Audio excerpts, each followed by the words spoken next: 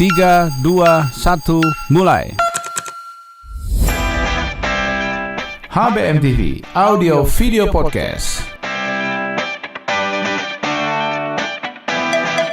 Halo, selamat datang di HBM TV Audio Video Podcast. Saya Maulana Isnarto kembali menyapa Anda di edisi hari ini. Kami pada hari ini akan menghadirkan perbincangan dengan Ketua Harian YLKI Tulus Abadi tentang beberapa hal. Di sesi pertama ini, podcast kami akan menyoroti tentang apakah Indonesia sudah mampu memberikan keputusan yang benar untuk mengatasi laju pertumbuhan dan infeksi corona di Indonesia dan bagaimana efeknya terhadap kehidupan sosial masyarakat. Pilihan antara social distancing dengan lockdown masih menjadi perdebatan. Kita ikuti podcast berikut ini.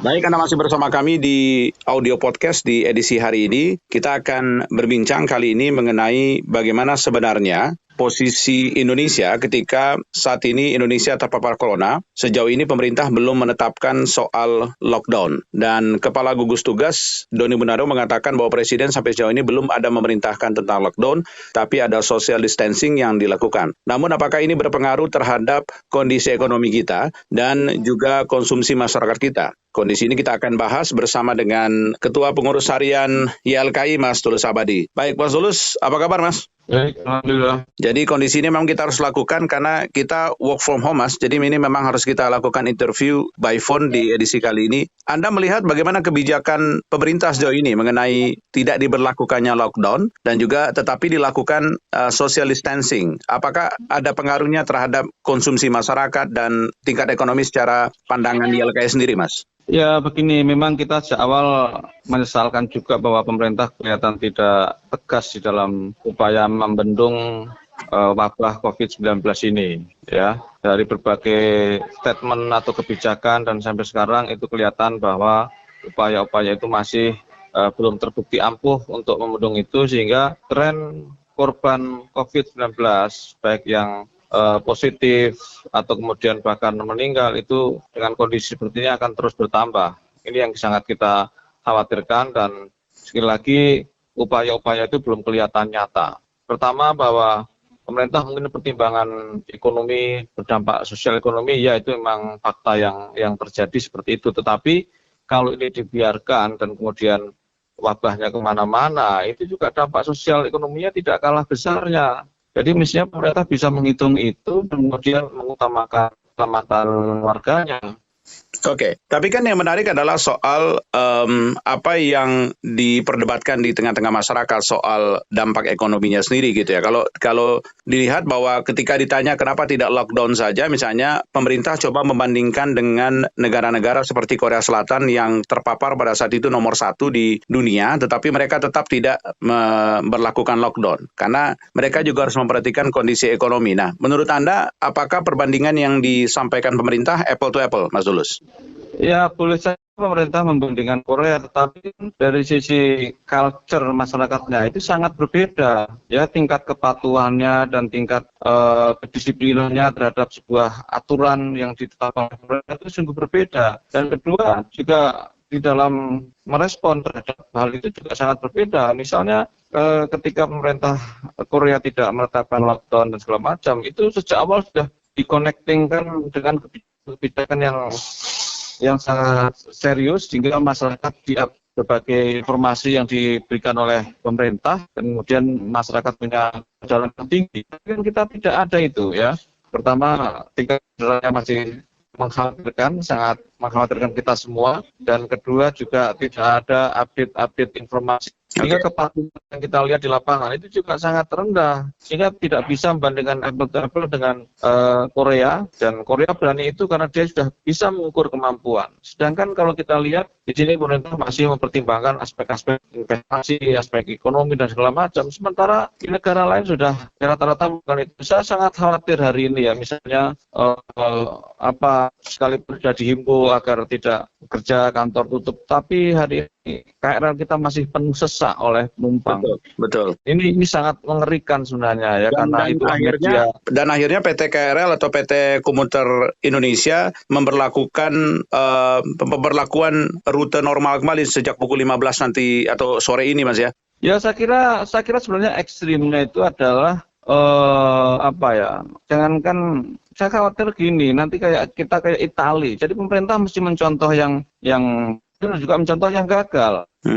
Ya, contoh yang berhasil katakanlah tadi Korea, ya, atau juga Wuhan itu juga berhasil. Tetapi contoh yang sangat dramatis sampai sekarang masih terus bertambah sangat besar adalah Itali. Ya, misalnya Itali kenapa terjadi di satu sisi sudah lockdown, tapi di sisi lain angkutan massal masih penuh sesak, kafe-kafe masih penuh. Nah, ini yang kemudian tidak efektif padahal sudah lockdown, makanya kemudian diberikan sanksi yang sangat keras agar masyarakat mematuhinya sekalipun dengan lockdown tadi, sehingga mengerahkan militer, mengerahkan sanksi-sanksi yang keras sehingga bisa dikendalikan. Nah, ini di Indonesia ini memang kita mengkhawatirkan itu akan melonjak terus gitu. Oke.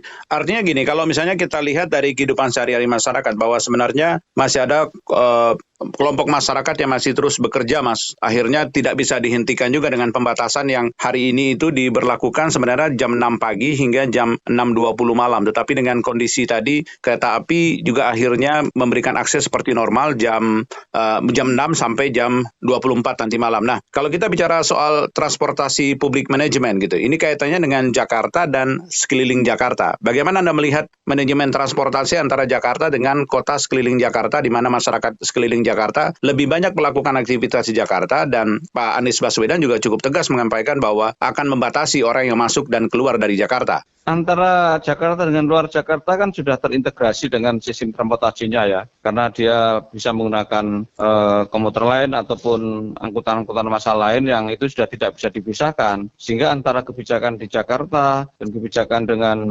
Jabodetabek lainnya itu harus sama, harus terintegrasi, termasuk dengan kebijakan KRL atau manajemen dari KRL itu harus satu kata ya, yang itu yang kemudian bisa efektif di dalam upaya pengendalian ini. Nah, ini yang saya kira dengan adanya masih sebenarnya yang harus dilakukan, dan itu banyak negara lain sudah melakukan, itu pemerintah harus berani memberikan kompensasi kepada kelompok-kelompok rentan yang terdampak dari kebijakan ini. Kompensasi maksud Anda bahwa pemerintah harus menyiapkan dana per hari atau memberikan kompensasi pendapatan per hari bagi mereka yang memang tidak bisa berhenti, tetapi mereka memang diharuskan berhenti atau work from home itu, Mas Tulus? Kompensasi itu bisa dihitung berapa pendapatan rata-rata, dan juga mungkin karena yang rentan ini kan kelompok-kelompok yang pendapatannya harian, yang berbasis harian, misalnya ojek online dan segala macam. Nah, kalau berhenti dan juga tidak bisa work from home dan segala macam, ya pemerintah harus berani mengalokasikan sejumlah dana dengan berbagai cara yang ada, dan katanya Sri Mulyani sudah mengatakan ada dananya. Ya, sekarang harus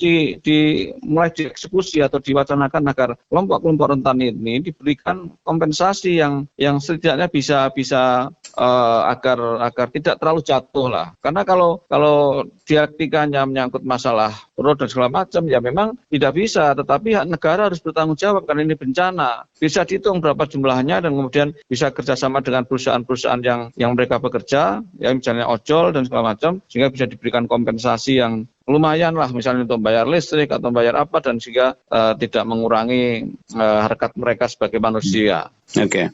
Nah, apakah ini menunjukkan ada beberapa pihak yang menyatakan dengan kondisi ini sebenarnya Indonesia akan diuji seberapa kuat finansial faktornya kita gitu ya? Apakah ini dilihat sebagai bahwa ini baru tahu sebenarnya secara finansial Indonesia nggak cukup siap untuk menghadapi lockdown kah, atau berhenti sementara kondisi ekonomi kita gitu dari keuangan? Karena sempat dinyatakan kita punya uang tapi nggak siap logistik. Tapi dengan kondisi ini apakah Anda melihat bahwa memang secara finansial Indonesia nggak cukup kuat untuk bisa membiayai dan mengkompensasi itu semua? Pertama, kalau saya sebenarnya setuju lockdown saat ini ya, karena melihat tren penderitanya sudah terus meningkat dan kemudian kepatuhan masyarakat yang sangat lemah. Jadi pilihan yang ada adalah memang idealnya adalah lockdown. Dan Sri Mulyani mengatakan katanya uangnya ada, uangnya siap. Ya tinggal bagaimana kerjasama dengan semua stakeholder untuk kemudian bisa mengawal agar lockdown itu sukses. Ya, uangnya ada Mas, tapi logistiknya nggak siap. Sehingga orang menyatakan, orang akan tenang-tenang saja karena punya uang. Tapi dengan kondisi ini biasanya kompensasi nggak bisa diberikan,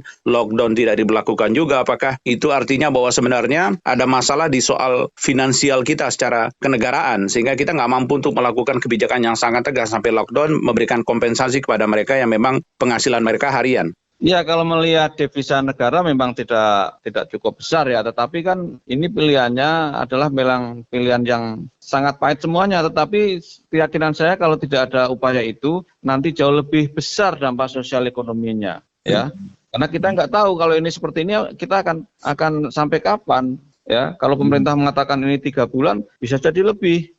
Filipina aja tanggap daruratnya 6 bulan. Betul. Nah, apakah 6 bulan ini kan kita akan disandra untuk tidak keluar rumah dan seterusnya, sehingga toh masyarakat juga tidak mungkin disandra terus karena ketika di rumah kan kemudian tidak ada income juga. Nah, ini juga harus diperhatikan. Sekuat apapun stok uang yang ada, lama-lama akan habis juga. Nah, pemerintah juga harus mikirin itu, sehingga perlu kebijakan yang tegas, yang keras, untuk kemudian ibarat operasi yang memang sakit, tetapi itulah yang harus dipilih. Ya, oke. Tapi yang menarik juga adalah soal beberapa fasilitas publik akan dinyatakan ditutup gitu ya. Ini kita coba lihat soal misalnya pasar tradisional gitu. Ada beberapa wacana yang memunculkan bahwa sudahlah pasar tradisional ditutup, atau mungkin misalnya Bogor misalnya menyatakan bahwa akan percuma saja dilakukan apabila pusat belanja di wilayah Jakarta masih dibuka dan lain-lain, maka kita agak sulit mengontrol tingkah laku dari masyarakat. Nah, menurut Anda bagaimana pengaturan yang harus dilakukan, Mas, soal pusat belanja, pusat keramaian, khususnya pusat ekonomi konsumen yang memang mereka mau nggak mau harus ke pasar misalnya,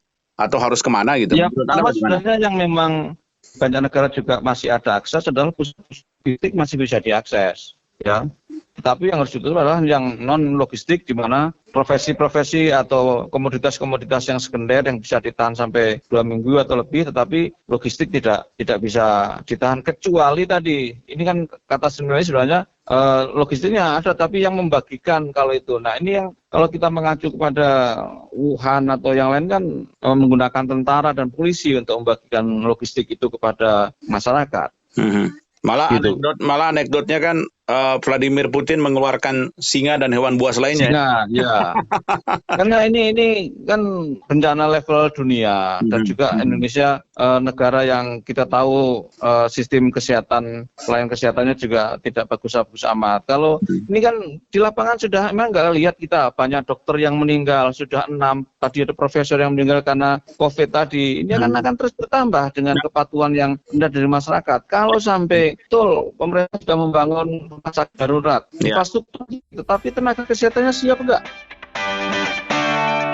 Demikianlah bincang kami di sesi pertama dengan Ketua Harian YLKI Tulus Abadi mengenai beberapa hal yang tadi sudah disebutkan, dan nantikan part berikutnya dalam podcast kami di HBM TV Audio Video Podcast. Sampai jumpa. HBM TV Audio Video Podcast.